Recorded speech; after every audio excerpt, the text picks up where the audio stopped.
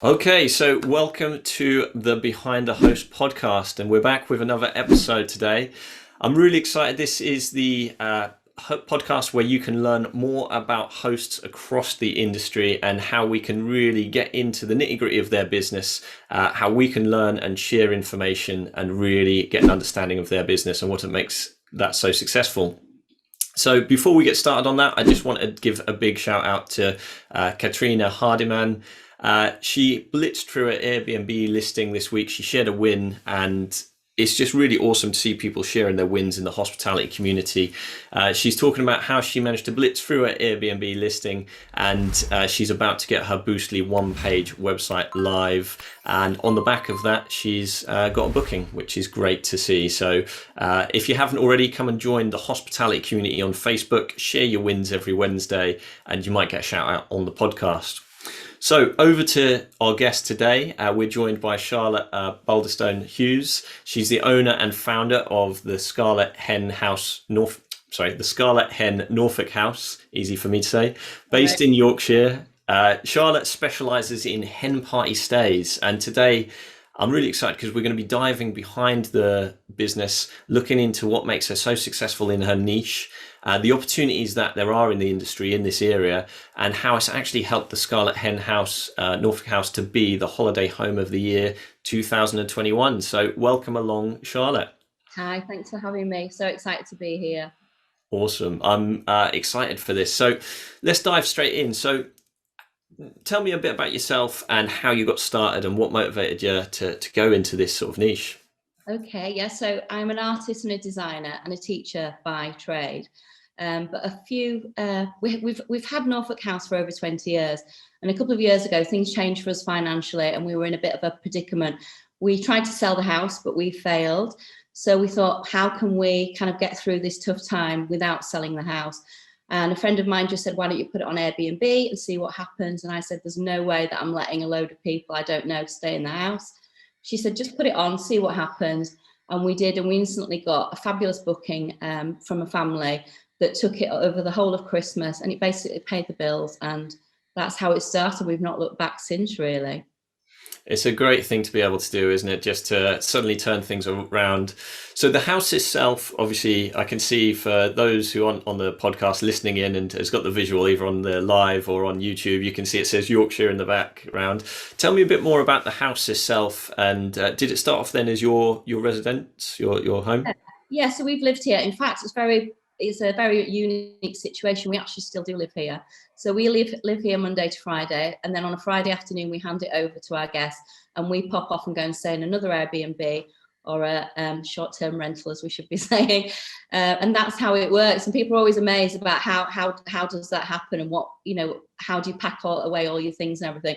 But yeah, we're a Georgian mansion house over 4 floors. We're based in West Yorkshire, between Manchester and Leeds, and we sleep 21 people in 11 beds in 6 bedrooms, and we quite quickly realised that we were attracting luxury girls' weekends, hen parties, and birthdays. And I think once we realised what the niche was, that's the way we went down. We knew that we couldn't kind of appeal to everybody. So once we found our niche market, that was a real winning point for us, really. Epic. And just to dive back a step then, so it's your house. How do you manage to switch it around every weekend? And what would you advise others who see the potential in their own house? What would you advise them to be considering if they're looking at doing that? Yeah, so nobody wants to open a drawer and find a load of empty bits and pieces or personal bits. So what we do, we've got a certain amount of cupboards that lock and drawers that are empty, and we've just got it down to a real fine art. We've managed to acquire a few of the supermarket, the crates that you have. And basically, because I've got two teenage boys living at home that have got PlayStations and all the stuff that kids have. So they've all got a crate each. And on a Thursday, they wake up before they go to school, they put all the stuff in there, and that goes in the back of the car and we take it with us. And it's just kind of having a capsule wardrobe that you can just take with you. And it was extremely hard to start with, but now we've got it down to a real fine art. And me and my husband work really hard, just kind of get up at 6 a.m. on the Friday, and we just know exactly what we're doing. We've obviously got a really good cleaning team behind us as well, so it just works. And by doing that, has that allowed you to stay in different places then when you're over the weekend, or is it a case of you're always in the same place that you're... Yeah, originally we used to have a flat over the road because we thought we need to be, you know, directly on hand. And then we realised as long as we're within a 20-minute distance and we can get back to the house if we need to. We've, you know, we've now since the pandemic, we got rid of our rental flat across the road and we've just started Airbnb. And so we're supporting other small local businesses and we choose a different place. We've got about 6 favourites now based around the Home Firth area, which is quite near where we are. And so it's like a little vacation for us all each weekend. And it's become great. It really has, using that way of working rather than just going to a flat has really changed how we all feel about leaving our house. It's like a treat because we arrive at a house with a welcome pack, somebody's cleaned it, somebody's welcomed us. Whereas when we used to go to our flat, it used to be like, oh God, nobody's cleaned up, the fridge is full of old food. And so, yeah, that was a big turning point. And it's made, you know, talking with the children, well, they're not really kids anymore, but that has been something that they've much preferred now, having an exciting new place to visit each week. That just being able to get away as a family is you know, one of the great things about short-term rentals is it allows you both the cash flow and you've kind of been forced to go and spend time in a different place. But how cool is that you can make use of that time and go and find favorites, and of course you're supporting other people in the same industry, which is cool. So the niche, first of all, wow, what a brave thing to do, you know, to let out your own home. And the second thing is to then go down the niche of hen parties. So talk me through how did you recognize that as your niche? How did that start? Yeah, so originally, I mean, I got married 25 years ago. In fact, it was my anniversary yesterday. And hen parties back Anniversary. thank you. Things back then were different, weren't they? People, I mean, I did actually go away for a luxury weekend with my girlfriends, but really it was more going down the pub and dressing up in tacky, you know, all the paraphernalia. But when we took our first hen party, we soon realised that people who are getting married, the millennium, shall we say, were totally celebrating in a different way. It wasn't a mad, crazy drinking kind of thing. It was more people looking for craft events like the life drawing, the chocolate making workshops, flower crowns. And they became our very best guests. I mean, they leave the house immaculate. They they kind of really respond to when you're corresponding with them, you've got a really good rapport. And to be honest, we tried families that didn't work for us. The house was always left in such a mess. You can never underestimate how many kind of fingerprints there are from toddlers and things. So yeah, I mean, it was bizarre. I once, I mean, I know how the guests leave the house and it's absolutely impeccable. But my mum once we were on holiday. She said, Charlotte, I'm sorry, but I'm really sorry to tell you, but there haven't been any guests this weekend. I said, what do you mean, Mum? She said, well, I've just got here to tidy up. She said, and it's just spotless. I went, that's how hen party girls leave the house. So yeah, it's just understanding that is our clientele and we work well for them. We obviously also do things like milestone birthdays, so 40th and 50th and 60th, but we have leaned towards now being predominantly all female groups. Having that ability to recognize the niche, and especially being brave and going into a niche which many people listening may go, you know, well, you know, we're trying to stay away from people hosting celebratory things. You know, often people have got that switched off for their properties because they're trying to avoid parties and you know, the celebratory groups and the perceived mess that comes along with it. So I think you'll be surprised in a lot of people listening in saying how good that they are, and it's really refreshing to hear. It's also important to, you know, sort of recognize what you're doing for attracting that niche as well, because I've been lucky enough to see your website, your Instagram, and it definitely speaks to the niche that you're after. So let's talk a bit about that. What do you do which is specific to now you've got your niche, what do you do to attract more of the same? Yeah, so the main thing when I first started this was, you know, talking to local focus groups and girlfriends and things like that. Everybody said, Charlotte, it won't work. Why would anyone want to come to Huddersfield? And that's a little bit one of my taglines now. And I knew that the house was perfect and beautiful. I'm an interior designer, so I knew that was top of its game. But I did have to think, why would actually anyone want to come here? And originally people used to think, oh, well, we'll have a night out in Leeds or Manchester. But what I needed to do was make the house in itself a destination so that once they're here, the biggest feedback is we wish we'd never left the house, because the house is so perfect. It's so large and you've got absolutely everything you need here. There is no need to leave at all. And to attract people, I had to go and do one better. I had to provide everything that somebody might need. So we enlisted a fantastic team of chefs that come. We've got a cocktail masterclass. We do life drawing, makeup artists. We basically invite all those suppliers that have been carefully vetted over the last 6 years to come in and make sure that the whole house is an experience. And that's what I needed to do, because it had to be, why do people want to come to Huddersfield? And luckily I have brought lots of people here. We've got loads of connections with local restaurants, venues, things like escape rooms. So I send a lot of business into the local economy, and obviously all my money then goes back into local economy. We do some support for a local charity as well. So each time a guest stays, we donate £1 per person to our local domestic violence charity here. What a cool thing to do and to be part of. And the part that I really love about that was that you recognised that perhaps there's not a reason for people to come to Huddersfield, and to actually the area may not be the destination that people first think of to go, where do I want to spend my time? Oh, I'm going to go there. But so many hosts will feel that about their local area, but making it a destination in itself, because it's a beautiful house, it's a Georgian house, it's got great interior design. And then the second part you've done there is really reached out and made it an experience through reaching out to local places. And that's something that everybody listening can do, but it's something that you've really made your own there. And, again, looking at the website, and the people often forget what you said and what you did, but they know how you made them feel.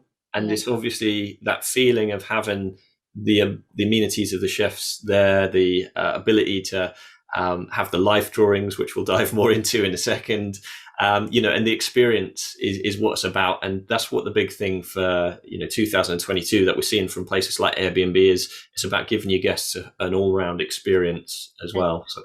And there is a real shortage on the market. When I started doing some research, there are some big companies that do a generic kind of turnout, but nothing that, we do a bespoke kind of service where people don't have to book things. So, you've got the ability. I know that other places insist that you have to have a package. We didn't want to do that, because I know personally myself, when I go away, I might want to dip my toe in and have the chef, but I might not want all the other things. Because I think the important thing is to give people a bit of space. The tendency with a hen party is to over plan things. So we kind of give out loads of helpful tips. And our main thing is take away those pain points when people are booking. Just knowing I booked a 50th birthday party for myself, and I just remember, all the things. Every time I came across a hurdle, I thought, gosh, that's really bad. I'm going to make sure that my guests don't have that journey. And having that experience, going and testing out a few places to see what the experience is as a guest and as a user of the short-term rental services, then that gives you great intel. It sounds to me as though you really researched your niche and you understand your niche thoroughly. So some of these extra services, let's talk about how you manage that. So say I'm coming as part of a hen party. How would you be suggesting to myself what those extra services were, and how would I go about taking those extra services? Yeah, so we have we're with a company called Super Control, so all our bookings are done through there, and on there you can link. You've got a guest login area, and so through there they can then access extras. And what we do is we jump out of the middle and we let them liaise directly with the chef or whoever it is, because we've decided that we don't want to be the one in the middle. It's their hen party or their birthday celebration, so they then design it how they want. We've got simple options where you just press a button and say, yes, I want a 3-course meal standard. And then there's other options where you can totally customize it. But quite early on, I'm super dyslexic, so I struggle with dates and remembering things. And if I got in the middle of a booking, I would always be in bed thinking, did I say that we've got a celiac guest coming? So I decided to step out. It's easy, at the beginning I want to take control of everything, but now I've got such a great team that I just say, here's our bartender, please get in touch. And we've got a PDF for each activity. So if somebody wants to know that information, it's on there. And it's also on the web. We've just done a new website, and every single question I've ever been asked, I've put it on the website, either in a frequently asked questions document or just under a different heading. Because I think people people don't seem to pick up the phone anymore. So I want to be able to answer all those questions without having to do it in person, if that's what they want. Yeah, and again, that's key learning for people listening in, is that if you're being asked something, to save you being asked it over and over again and having to answer, then by adding it into one of your assets like the website, then people are able to see all the answers they need. They're more likely to book, and it builds trust as well, doesn't it? So Yeah, it's really cool. definitely. So let's talk more. You touched on both the team and some of your tech there. Let's dive into the team side of things. Who do you have around you, and who do you need to help you run a business like yours? I nearly do it all on my own, I've got to be honest. So I did have an assistant, which was really great, but during the pandemic, she got another job working in the doctor's surgery. My husband is hands-on, so he does a lot of the just the handy jobs around the house, because it's constant maintenance, as you well know yourself, being a host, and with a house like this, every single week there's something to fix. So he does that Monday to Friday and looks after the gardens. I do everything from social media to the bookings, but I must say, since I've got an online system, it's become so much easier. And then the kids help a little bit with social media. They help me out. That's cool. And then I've got a great accountant. Cleaning, I've just got one cleaner, and when she needs extra help, she brings somebody else in. Mm-hmm. But finding her and getting her has been an absolute game changer. She doesn't do the final check. I do that, and it takes about 5 hours on a Friday just to do the whole check, make sure all the bulbs are working, everything's plugged in, just checking everything basically. Do you use any kind of check, sort of written down check, or is it just a case of knowing the house and knowing what you want done? Yeah, I used to do that, and I've got a file with it in, but for me, it has to be done by me. And really, in the future, if I do get another house, or, if I want to have a bit more of a break, I need to teach somebody else to do that. But I've tried to make that the housekeeper cleaner's job, but I've just noticed people just don't see it. For me, every toilet, all the soaps have to be filled up, and everything's just got to be perfect. So yeah, I just prefer to do it myself. It's the attention to details as the owner, that you like to give, and that's obviously reflected in the reviews, because you've got amazing reviews. I've seen the reviews online. Yeah. So you mentioned that you have like a bartender. So in terms of the team, yourself is the main hub of the business, but you've got people around you, lots of help from family, which is a great resource, and then you've got lots of contacts locally. You mentioned. Yeah, so as soon as we opened the business, people, we were sending a lot of people down to different restaurants and things. I mean, you can imagine the increase in their capacity and their revenue by sending 20 people a week down to them.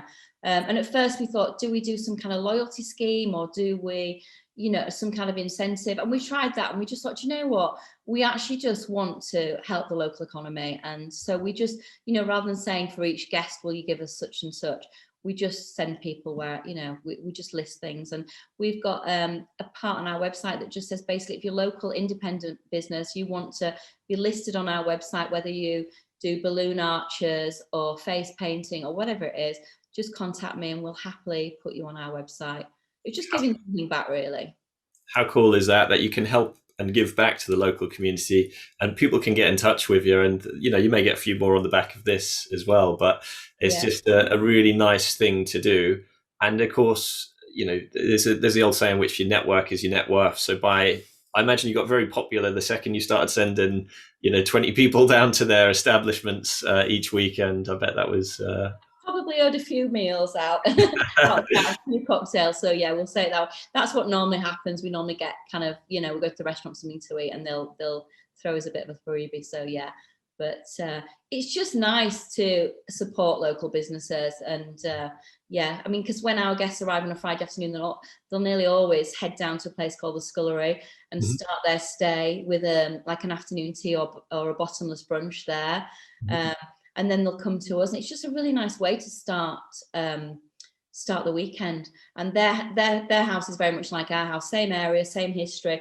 So it's kind of almost like an extension of us. So that's one of the first places we do recommend, because it's 5-minute walk as well from the house. It's definitely something that I'm going to take away from this chat, that we can reach out to places and really build these relationships with local, other local hospitality based places, food places, drink places, independent services, and that's really cool.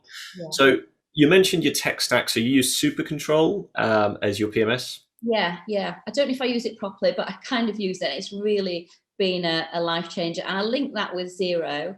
And so everything's pretty simple really now, because I used to spend so much time going through things and double checking, and now it's just automated really, which is great. It does make things a whole lot easier, doesn't it? With messages, do you automate all your messages and everything like that through it? Yeah, so emails I do. I've not quite got into the habit of using, you can use text messages, can't you? I mean, the first point of call, usually somebody will send me an email on a few different sites, and then from that I normally connect directly on WhatsApp, because I find that if people are planning a large, like a celebration weekend, you've usually got a few people that have gathered together that are trying to make a decision. So I think you need to respond instantly, because if you're not there at the end of the phone, they'll go, oh, let's move on to another property where we can speak to the owner now. So I'm always available. And I've got a really nice LinkedIn, I can forward my LinkedIn, is it called? No, Linktree, sorry. Linktree with everything on it. And then, I used to try and send, oh, this is our Instagram, this is our Facebook. Now it's all on one thing. It just looks very neat, very professional. But yeah, I think that is the key to when people are planning these large events, you've got to be there to answer their questions straight away. Definitely. And, there's lots of hosts who I speak to who go, do I need a PMS for just one property? And just seeing yourself like using a PMS well to do that. Yeah. And you touched on the importance of how quick the replies are. And people like, at the moment, there's the stat where more people are using phones to book than any other platform. WhatsApp is increasingly popular, especially here in the UK. Yeah. And being able to jump on, you could even jump on a group chat with a few of the members of the group. That kind of personalization is great, and something that you don't get from big hotel chains or from corporate companies. So it's really nice for me and for them. I see their face and they see me, so you can already get a feel for that person. I just think that's a nice touch. But yeah, I think WhatsApp, I think I saw a post with Mark saying get a WhatsApp icon on your website. I've been trying to set that up this morning, because I just thought perfect, because I've got a form, but you've got to add your email, you've got to say what, put your dates in and that type of thing. I just thought somebody just wants to ask me, have you got something available, or can we book for such and such a reason? There's a great plugin. I can't remember the name off the top of my head, but feel free to, anyone listening, message me. And we use a plugin that costs me about £5-6 per month, but that allows people to WhatsApp direct to me and my team, and that means we can get back to people really quickly. So that's great. Really good. I've got a really good web designer as well, so she'll help me put that on, I think. Awesome. Definitely get it on there. And you mentioned your Linktree there as well, and it's one of those where it's free to set up a Linktree. And I've looked at your Linktree obviously before we went on this call, and it does look amazing. And being able to have all your links in one place is just such a good idea, to be able to send that to anyone. And for everybody listening, I will read it out again at the end, but it's Linktree, and that's linktr.ee/Scarlet_hen. Go and check out Charlotte's Linktree there. It's really worthwhile doing, which is epic. So how has, obviously you started by doing this because you wanted to generate some income, and over that Christmas you generated some income. How has things changed since you've had your business, the Scarlet Hen, Norfolk House? How's that changed your life? Yeah, I think a turning point for me was during the pandemic. We were really lucky that we signed up to Master Cancel. I don't know if you're aware of Master Cancel, but that absolutely saved us. Without that, we wouldn't have been here now. So that was fantastic. We were so happy. That's part of Super Control that we signed up to that. But during that time, I got to listen to a lot of podcasts and do a lot of research. And I read or audio listened to a book called Get Rich, Lucky Bitch. I don't know if you've heard of it. I've not heard of it. It's not one that I've read. I think the author's Denise Thomas Dumford or something like that. Anyway, you can share a link under it. But it totally changed the way that I thought about how I make money, because I'd always kept my prices to a certain extent, and it gave me the confidence to up my prices. And by upping them and just having time to say, if I charge an extra £20 per person, how much more cash would that generate? And it's just been a life changer. That's what's now made it let us be able to go on these, rent out the Airbnbs rather than staying in a flat. And it's what's made me able to turn a profit. I mean, before it was always money in, money out, but just that small increase and just realizing the power of believing in your own value and what we offer here is, when I look at the competition, we definitely are worth more. And I keep putting the price up and people keep booking it. I don't know really what the ceiling is, which is great, really. That's a good sign. How many weekends are left in 2022 to sell? Yeah, so I do always struggle to shift like November and December. So obviously as it gets close to Christmas, people kind of are really busy. So I think I've got 3 weekends left now, which is amazing. I mean, people will be listening to this, and there's a lot of people across the industry at the moment who are struggling to get even summer and late summer bookings. So, people are people kind of recognize and buy from other people, and if we believe in our own products, so will they. And that's something which I've picked up from. And you've mentioned about the prices. So many people are worried about always being in line with the prices, whereas what you're doing is you're separating out from the competition through offering these experiences, through niching down, through providing really top quality service and being available quick on Messenger. And by doing that, people don't mind paying extra because they're confident in your offering, and also you're offering something completely unique and different. So they can't just look at your place and compare the price to somewhere down the road, because what you're offering is completely unique, which is really cool. And by increasing your prices, a small percentage, although your price might only be increasing, say 5-10%, your profit could be increasing by 100%, because that profit margin on top is what's doubling. So exactly, yeah. And we just done it year on year, and then this year I just and after reading that book, I just thought, what's the worst that can happen? If people don't book it, then I can then offer incentives or money off, and then they feel like they're getting something for nothing. So sometimes if a weekend's more difficult, I might offer the bride stays for free, because traditionally on a hen party, a lot of the guests will pay for the bride. So to do that for free means everybody pays slightly less. And just something like that would just, if they're weighing us up between, are we going to go to Norfolk House or we've got another property, once they get that incentive, it's like, no, let's go there, we get the bride goes free. So that's, you can always step back from that price, but that did give me the confidence to just see what happens when you do it, and if it doesn't work, you can take it back again. Well, that's the great thing. When you're in demand, you can edge that price up, and then you've always got the choice. You can always come back down, or like you say, offer these incentives to get people to book.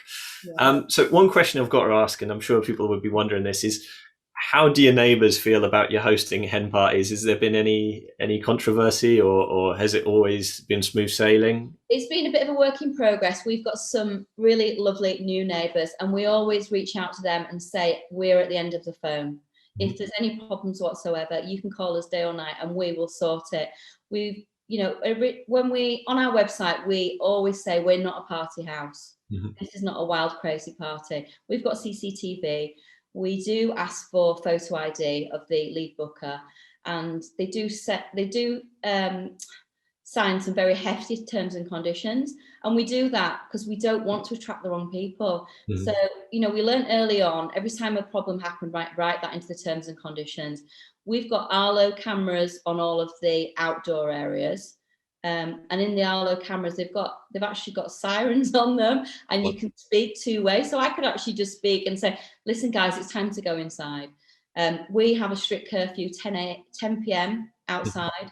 And although we are a very large house, because we're a townhouse, we don't have much garden. So we've got a roof terrace, which is fabulous. But really, because the garden is quite shaded, only if it was like a 25-degree day would you even kind of sit at the back. And we've also made it so enticing inside and not as enticing outside that people very rarely go outside. And just to top that, something new that we did, because we realized that the only time people were outside, unless the weather was gorgeous, were when people were smoking. So we've now said that it's a bit difficult how to say this, but we don't really welcome groups that have got more than a couple of smokers, because if we don't have the smokers, We don't have people outdoors. But it's just setting out your stall at the beginning. You know, the first words are, it's not a party house. If you've got more than 5 smokers in the group, please don't book. And I was worried again, saying, God, that's going to turn away people. But I'd rather be empty for the week than have the wrong group, because imagine the stress to me if we get people that are booking under, you know, wanting to go crazy and have a wild party. It's only happened a couple of times, touch wood, and we've been able to nip it in the bud straight away because of the audio cameras. We can hear, you know, noise levels, and we've also got minutes inside the house. You know what they are? The audio detection. So they're brilliant. So they're not cameras or anything, but they'll just tell me what the noise readings are. They'll tell me the temperature, and they can also detect a party. You know, they tell you how many mobile devices are in the house and things. So that's been quite. It's just an extra layer of security. It's like you can check the cameras, make sure everybody's okay. And I think because I build up such a rapport with the guests, because they book a year in advance and we have so many conversations in that time, that they've got a real respect for me and my property. And I always give people the chance, if they think they've booked it and it's not going to be suitable, then they can have a refund and they can take their money somewhere else. And I think that is the key, making sure people know right from the beginning what you offer and what's not, you know, what we don't offer, basically. That sounds cool. And just to break that down, obviously, for everybody who's listening, so you're setting out your stall correctly from the start. You've got your CCTV cameras outside and able to two-way talk to people as well. So that's a preventative measure. You mentioned before that you're quick with communication and you get to kind of vet your guests through. You get a feel for these people beforehand via the messaging. And by setting out your stall well, you're also putting off the people you don't want straight away. And then to top it off, you've got Minute, which is a great audio detection. They're kind of things that you can plug in inside your property. They'll detect the number of devices which are linked to the internet. They'll detect the noise levels, which you can set yourself. And of course, you can set it where that either messages you or some of these. The other one is noise aware. And depending on which one you go for, some will text your guest directly to let them know they've been. We thought that was a bit too much. It's just, you know, the good thing about my house, if you're inside, because it's a Georgian house, the walls are about 3 foot thick. Anything outside.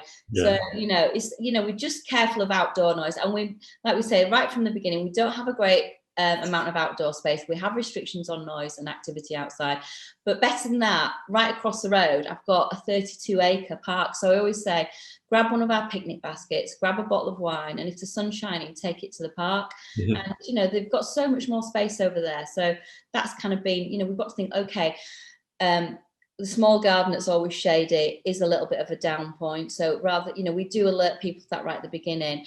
I think it's under a section in my website called Before You Book or Need to Know type of thing. And it can just a quick little checklist, you know, and that's really helped, to be honest.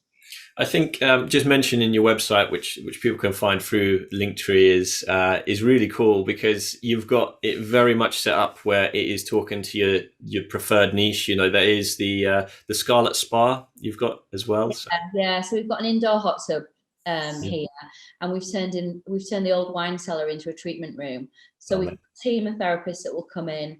And you can put this together. You can have a wellness weekend here, which is what a lot of hens are doing. So we might have yoga in the morning.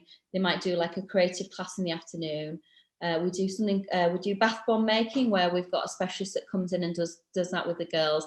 Then they'll have the treatments and finish the afternoon off in the hot tub. So, you know, that is quite a popular option now that people are going for. And some life drawings as well, if they want to as well. Yeah, so the life drawings. So basically, I'm an art teacher. And I knew that this was becoming a popular option. And I just thought, well, I can do this too.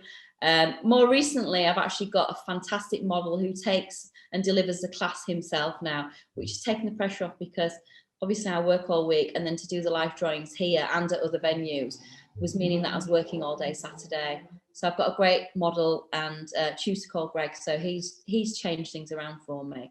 But yeah, that's a fun element. I mean, it sounds so much fun and so very much on niche. Your choices are huge. You sound as though you've built some really good relationships with local people who can come in and take some of that work out of needing to be there yourself all of the time, and that you've built a really great product overall. So is there any tips that you'd have for other hosts if they're looking to get started in a similar space?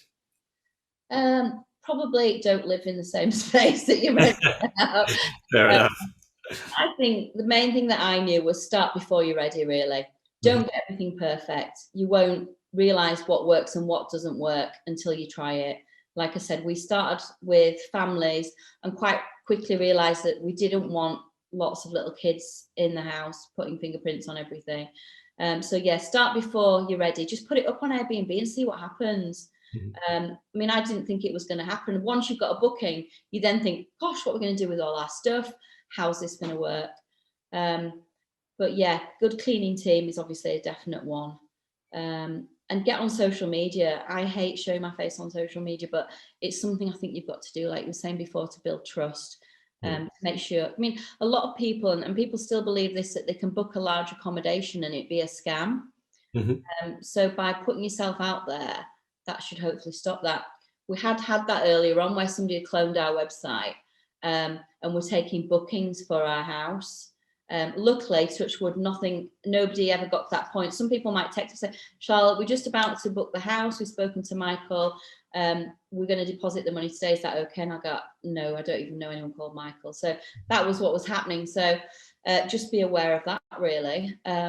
But being available as you are, and like you say, seen on social media, that is so very easy for people to get in touch with you direct. And I noticed on your social media, there is a picture of you on the social medias, so people can really get used to who their host is. And as we say, people buy from people, so that's a really good move. I think the thing is they get a bit of a shock when they see that kind of nice photo that's been a little bit kind of filtered, and then they arrive and I've just cleaned the house and I'm like, is that the same person? But yeah, no, definitely. We used to have a logo up there, but I think that's just faceless, don't you think? I think logos are so early 90s or 90s 2000 corporate sort of logos, whereas actually having a friendly face and a smile and that's what we think of when like we say, people, you remember how people make you feel, and I'm sure people will think of you when they think of the Scarlet Hen Norfolk House and the amazing memories they've created. So I really feel we've sort of dived into the business, and we like to finish these podcasts with some quick fire questions. So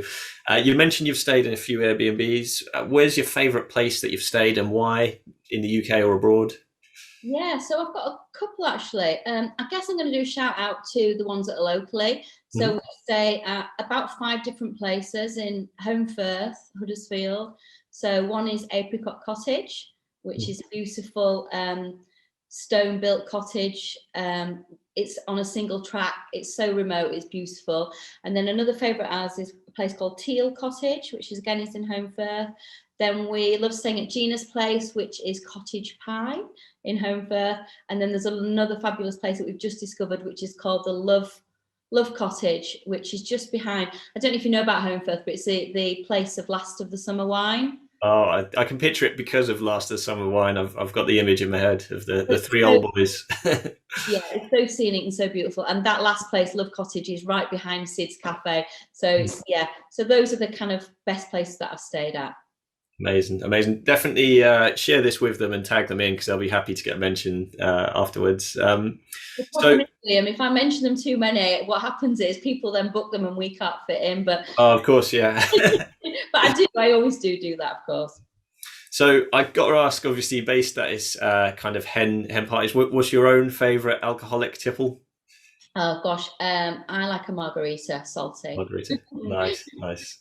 What would you say your superpower is? I just think being able to do absolutely everything, because I'm creative. I didn't realise I could do the kind of finance side of things and everything, but I think being dyslexic, I have the ability to see the bigger picture, and I always think about the guest experience. So I guess it's just being able to put on that creative hat, but also have the business side entwined, which has been a difficult one to learn, but I think I'm just about there, really. That's cool. And lastly, do you have, is there a motto that you live by, or is there a favorite quote that you kind of, sort of always admire? work hard, play hard is definitely mine. That's something my dad passed on to me. So yeah, all week we work hard here, and at the weekend it's all about enjoying yourself and letting your hair down. And that's exactly what I want the guests to be able to do here. What a great way to end. And yeah, that sounds perfect. So if people want to get in touch, what's the best way to do so? Just bob on the website or Instagram or Facebook. We collect messages, and it's me. It's always me. Sometimes have a little bit of help, but really when you're speaking to somebody, it's actually me. So I know all the answers. So yeah, just get in touch on WhatsApp even. Yeah. Awesome. And for everybody listening, definitely do go and check out, as I say, that is Linktree, which is linktr.ee/Scarlet_hen. And you'll go and check out Charlotte's awesome website. You can also follow her on social media. See a very active Instagram on there as well. And yeah, go and check out the awesome work that she's doing. So Charlotte, thank you so much for coming on Behind the Host podcast. I hope everybody listening has got some good sort of tips from this, especially about niching down, especially about making your guests, have all these experiences at their fingertips. And yeah, there's been a lot to unpack today. So thank you for coming on the show. And did you have any closing comments at all? No, I just want to say thanks ever so much. And I absolutely love all the Boostly stuff. I've just read Mark's book, or listened to Mark's book. And yeah, the tips and the videos are absolutely brilliant. So thank you. And thanks for asking me to do this today. It's a real pleasure. So thank you. Pleasure to have you on, and bye for now. Take care. Bye. Having a blast, gonna get it on the Boostly podcast. Boostly like Bruce Lee, cause it's so hard and the T is loose leaf. Making up those rhymes, don't write it, just do it loosely.